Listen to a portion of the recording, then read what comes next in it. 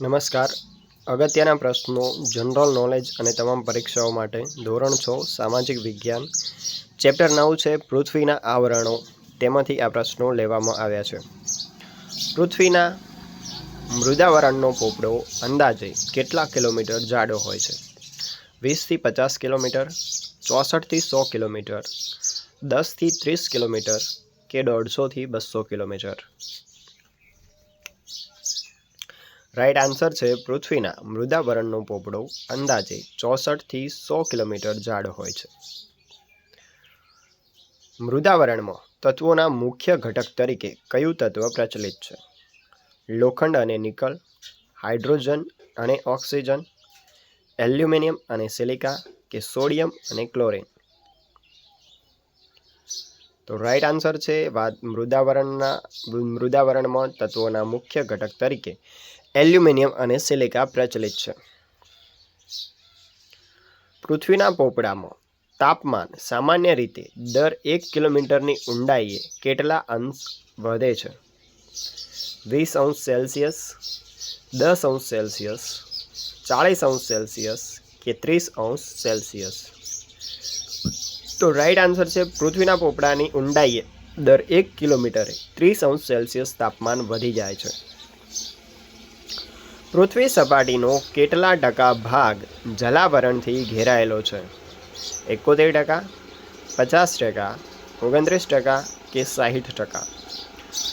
તો સાચો જવાબ છે પૃથ્વી સપાટીનો 71% ભાગ જલાવરણથી ઘેરાયેલો છે. પૃથ્વી પરના પાણીમાં કેટલા ટકા ખારું પાણી છે? 50%, 70%, 97% કે પછી 30%? કેટલા ટકા પાણી ખારું છે? તો પૃથ્વી પરના પાણીમાં 97% પાણી કેવું છે? ખારું છે. પૃથ્વી પરનો સૌથી મોટો મહાસાગર કયો છે?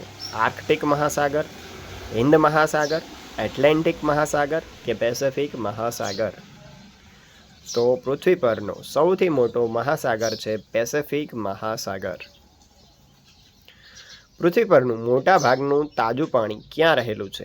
નદીઓ અને સરોવરોમાં, પૃથ્વીના પેટાળમાં, ધ્રુવો અને પર્વતો પર બરફ રૂપે, હવામાનમાં ભેજ રૂપે? તો સાચો જવાબ છે પૃથ્વી પરનું જે મોટા ભાગનું પાણી છે તે ધ્રુવો અને પર્વતો પર બરફ સ્વરૂપે રહેલું છે. મૃદાવરણનો પૃથ્વીના કયા સ્વરૂપ સાથે ગાઢ સંબંધ છે? જળચક્ર અને વરસાદ, પર્વતો અને જંગલો, પૃથ્વીના ઘન કેન્દ્ર કે પૃથ્વીનું ચુંબકીય ક્ષેત્ર? તો રાઈટ આન્સર છે મૃદાવરણનો પૃથ્વીના કયા સ્વરૂપ સાથે ગાઢ સંબંધ છે? પર્વતો અને જંગલો. મૃદાવરણના કયા ભાગમાં વધારે દબાણ અને ગરમીના કારણે ખડકો અર્ધપ્રવાહી સ્વરૂપમાં ફેરવાઈ જાય છે? બરાબર. પૃથ્વીની અંદર જઈએ તો અર્ધપ્રવાહી સ્વરૂપ જોવા મળે છે. સપાટીથી 100 કિમીની ઊંડાઈએ, મહાસાગરોના તળિયે, ભૂમધ્ય રેખા પર કે પૃથ્વીના મૂળ કેન્દ્રમાં? તો રાઈટ આન્સર છે સપાટીથી 100 કિમીની ઊંડાઈએ દબાણ અને ગરમીના કારણે ખડકો અર્ધપ્રવાહી સ્વરૂપમાં ફેરવાઈ જાય છે. દરિયાને તળિયે કયા પ્રકારના ખનિજ મળી આવે છે? સોનું અને ચાંદી, માટી અને ફોસ્ફરસ, મેંગેનીઝ, લોખંડ અને કલાઈ કે કોલસો અને ગેસ? તો દરિયાના તળિયે મેંગેનીઝ, લોખંડ અને કલાઈ જેવા ખનિજો મળી આવે છે. પૃથ્વીનું વાતાવરણ લગભગ કેટલી ઊંચાઈ સુધી ફેલાયેલું છે?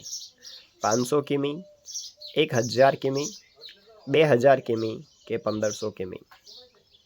તો પૃથ્વીનું વાતાવરણ 1000 કિમી સુધી ફેલાયેલું છે. વાતાવરણમાં કયો વાયુ સૌથી વધુ પ્રમાણમાં હાજર છે? ઓક્સિજન, નાઇટ્રોજન, કાર્બન ડાયોક્સાઇડ કે પછી હાઇડ્રોજન? તો વાતાવરણમાં સૌથી વધુ પ્રમાણમાં નાઇટ્રોજન છે 78%. કાર્બન ડાયોક્સાઇડ વાયુ ઘનત્વના કારણે કયા સ્તરમાં વધુ પ્રમાણમાં જોવા મળે છે?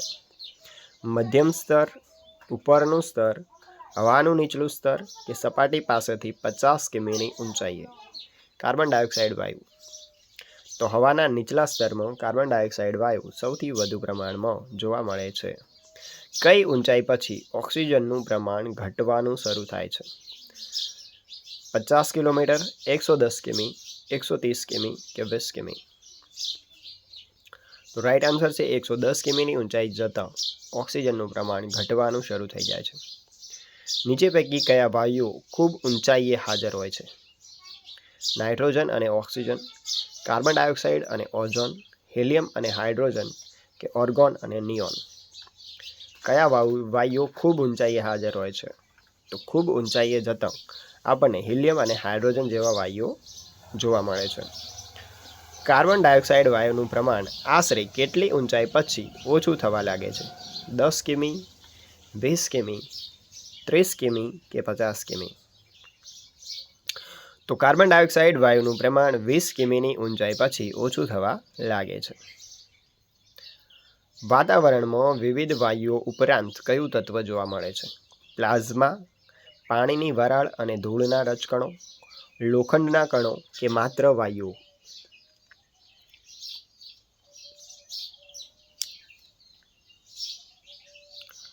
તો વાતાવરણમાં વાયુઓ સિવાય પાણીની વરાળ અને ધૂળના રજકણો જોવા મળે છે.